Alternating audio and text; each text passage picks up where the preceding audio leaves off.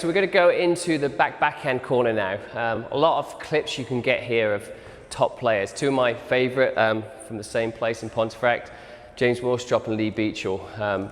Just so destructive from that backhand corner in totally different ways. And so we're going to talk about how to use the drop and the drive with some deception from that backhand corner to start off with, and then we can go into some other shots. So again, we want to set up with the same swing as much as we can. We want to be extremely well balanced because we've got to be able to move quickly out of that corner. Okay, and we want our opponent to know that we have at least 2 or 3 options on the shot. I'm going to overhit a drive, okay, and you're going to see me hold the ball a little bit and hit either a straight drop or hold, hopefully bring them forwards and hit the ball deep. If you watch James Willstrop from the backhand, his straight drop is pretty much always glued front wall floor. You can take the ball in so short there, so his opponent has to really get up the court to cover that. Creates a lot of space at the back, and someone like Lee Beechell had such an amazing ability to have a slight hold in his swing and hit that straight drive, which just sapped it out of your legs as you went on. So let's have a little look at this.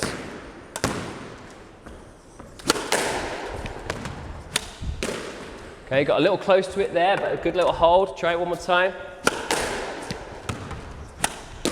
Nicer one there. I had a bit more balance, and I was able to stop my movement a little bit and stop my opponents and take that ball in front wall floor. When you hold and when you're trying to use deception, still the most important thing is shot quality. It doesn't matter if you hold and you hit the side wall and the ball comes out in the middle, you're going to hurt yourself. You still need to make sure the accuracy level is there. Next one, again, a little bit more difficult with a colder ball, but I'm going to try and overhit it, show the drop, so come down and then hit through with the drive. Try one more time. Watch the hold off the back.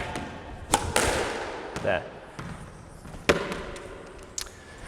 Okay, so off the back wall there, we're trying to show the short ball come in, hold it a little bit, and then hit through nice and deep. Okay, not an easy shot to do, much easier when the ball's warmer than it is right now, but you want to try and be able to get your opponent going forward and then hit the space at the back of the court. A couple of other shots from the back.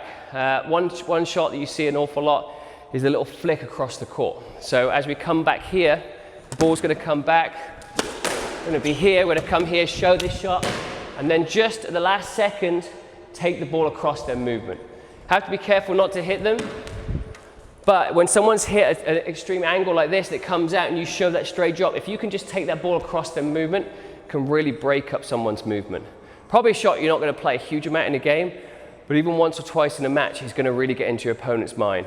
It's a good shot to have in there.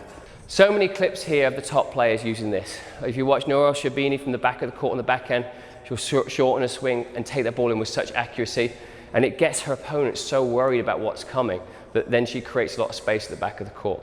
For me, the biggest thing about holding deception from the back of the court is have a threat going to the front. You don't necessarily need to use it all the time, but you need to make sure that your opponents don't just get happy and relaxed on the tee area.